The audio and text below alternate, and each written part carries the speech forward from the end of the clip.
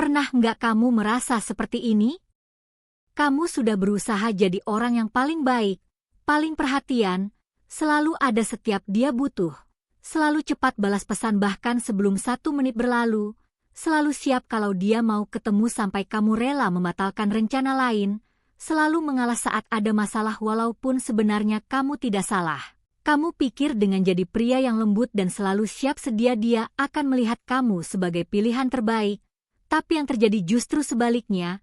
Dia bilang dia nyaman sama kamu, dia bilang kamu baik banget, tapi setelah itu dia malah tertarik pada pria yang lebih santai, yang tidak selalu cepat membalas pesan, yang kadang sibuk dengan dunianya sendiri, yang tidak terlihat terlalu berusaha, dan kamu jadi bingung kenapa bisa begitu. Padahal dari kecil kita diajarkan untuk jadi orang baik, jadi orang yang perhatian, jadi orang yang tidak menyakiti perasaan orang lain. Lalu kenapa justru sikap itu tidak membuat kamu jadi lebih menarik? Jawabannya sebenarnya sederhana dan bisa dipahami. Bahkan oleh anak kecil sekalipun, manusia itu cenderung menghargai sesuatu yang tidak mudah didapat. Bayangkan kalau kamu punya 2 mainan, satu selalu ada di depan kamu setiap hari dan bisa kamu ambil kapan saja, satu lagi hanya bisa kamu mainkan sesekali karena sulit didapat. Biasanya yang mana yang lebih kamu tunggu dan lebih kamu jaga? Tentu yang lebih sulit didapat, bukan karena yang mudah itu jelek, tapi karena otak kita memberi nilai lebih pada hal yang butuh usaha. Begitu juga dalam hubungan, saat kamu terlalu mudah diakses, terlalu selalu ada, terlalu cepat memberi semua perhatian, kamu tanpa sadar membuat dirimu terlihat biasa saja, bukan karena kamu tidak berharga, tapi karena kamu tidak memberi ruang untuk dirimu dirindukan. Itulah kenapa penting untuk tidak menjadi pria yang terlalu mudah. Bukan berarti kamu harus bersikap jahat atau pura-pura cuek, tapi kamu perlu punya hidup sendiri, punya kegiatan, punya mimpi, punya teman, punya tujuan yang membuat harimu tetap penuh walaupun tanpa dia. Karena pria yang punya kehidupan sendiri terlihat lebih menarik dibanding pria yang menjadikan satu wanita sebagai pusat seluruh dunianya. Lalu hal kedua yang perlu kamu pahami adalah tentang ritme. Hidup itu seperti musik. Kalau nadanya datar terus tanpa perubahan, lama-lama orang bosan mendengarnya. Begitu juga dengan perasaan. Kalau kamu selalu manis dengan cara yang sama setiap hari, selalu merespon dengan pola yang sama, selalu hadir tanpa variasi, hubungan terasa hambar, bukan karena tidak ada cinta, tapi karena tidak ada dinamika.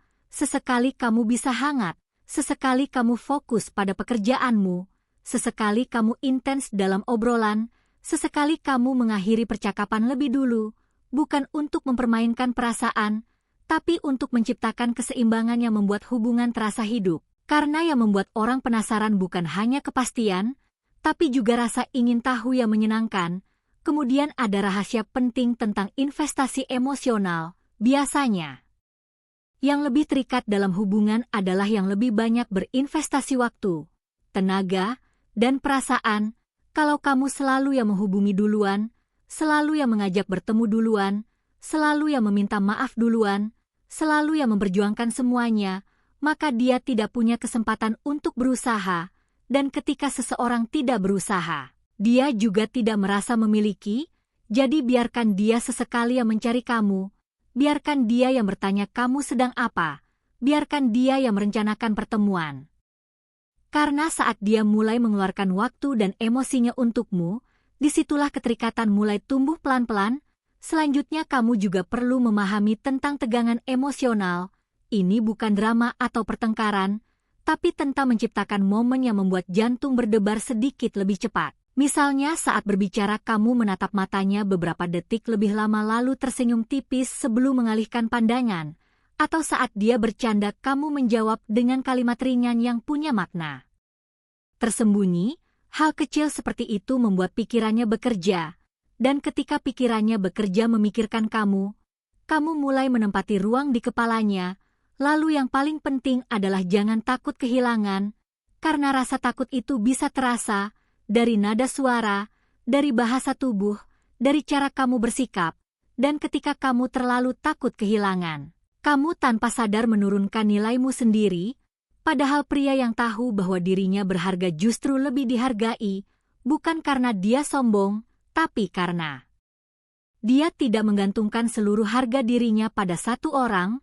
Selain itu, kamu juga perlu punya tujuan hidup yang jelas. Wanita merasa lebih aman berada di samping pria yang tahu arah hidupnya, yang punya misi lebih besar dari sekadar hubungan. Karena kalau hidupmu kosong dan semua energimu hanya untuk dia, lama-lama rasa hormat bisa berkurang. Dan terakhir, ada satu hal yang jarang dilakukan pria baik, yaitu berani mengakhiri momen saat sedang menyenangkan, misalnya ketika obrolan sedang seru dan tawa masih hangat, kamu berkata bahwa kamu harus pergi dulu.